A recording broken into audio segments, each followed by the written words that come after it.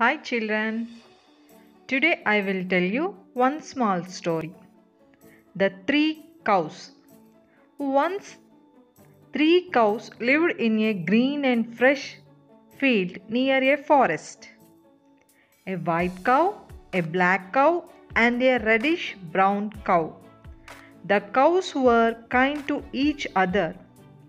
They used to graze in the meadow together and sleep near each other. One day, a reddish brown lion happened to take a stroll out of the forest onto the meadow.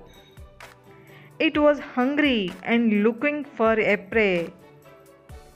On catching sight of the cows, it became glad but couldn't attack them because they were together. So the lion sat behind a boulder and patiently waited till the cows would separate from each other. However, the cows were too clever to separate from each other. They knew that if they were together, no predator could attack them. The lion lay in ambush nearby for 2 or 3 days. But the cows continued to remain together and wouldn't separate from each other. The lion became impatient. It thought of a plan. It went towards the cows, greeted them, and said, "How are you, my friends? Are you fine? I have been busy lately, so could not come and visit you. Today I made up my mind to pay you a visit." The reddish brown cow said, "Sir, your coming has really pleased us and brightened our field." Both the white and the black cows were troubled by what their friend the reddish brown cow said and were grieved at its thoughtlessness. They said to each other, "Why does the reddish brown cow believe what the lion says? Doesn't it know that lions seek other animals only to prey on them?" As the days passed by, the reddish brown cow became more and more attached to the lion. The black cow and the white cow advised it against a friendship with the lion, but their efforts were in vain. One day the lion said to the reddish brown cow, "You know that the color of our bodies is dark, and that the color of the body of the white cow is light. You also know that the light color is the opposite of the dark color. It will be very good if I eat the white cow so that there will be no difference among us any longer and we will be able to live together well." Then the reddish brown cow accepted the lion's argument and started talking to the black cow to keep it busy so that the lion could eat the white cow. The white cow was left alone and was killed, while the black and the reddish brown cows were busy in idle talk. 2 or 3 days passed since the lion devoured the white cow.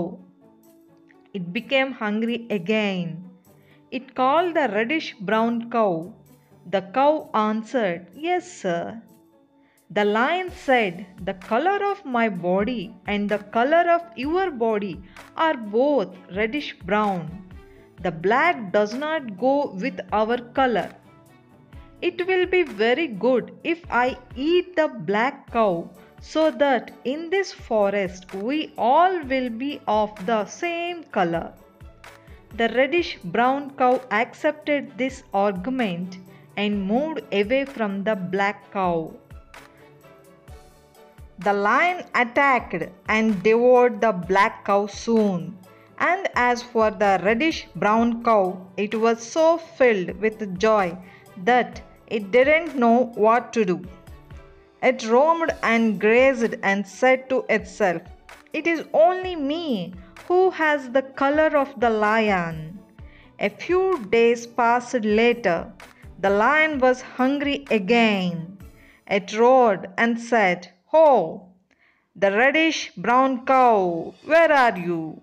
The reddish brown cow, shaking with fear, went forward and said, "Yes, sir." The lion said, "Today it is your turn. Get yourself ready. I am going to eat you." The reddish brown cow, with great fear and horror, said, "Why, sir, I am your friend. I did whatever you asked me to do. Still, why do you want to eat me?" The lion roared and said, "I have no friends." How is it possible that a lion makes friendship with a cow?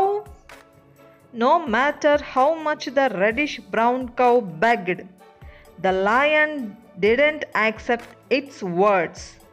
Finally, the cow said, "Mr. Lion, please allow me to cry out 3 times before you eat me." The lion said, "Okay, do it quickly."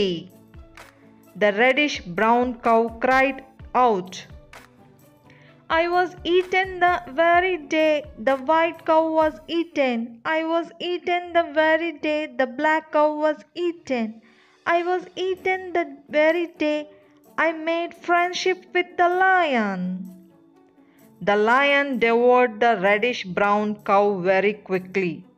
Then it said to itself, "I have finished my job in this forest. Now I had better go to other forests."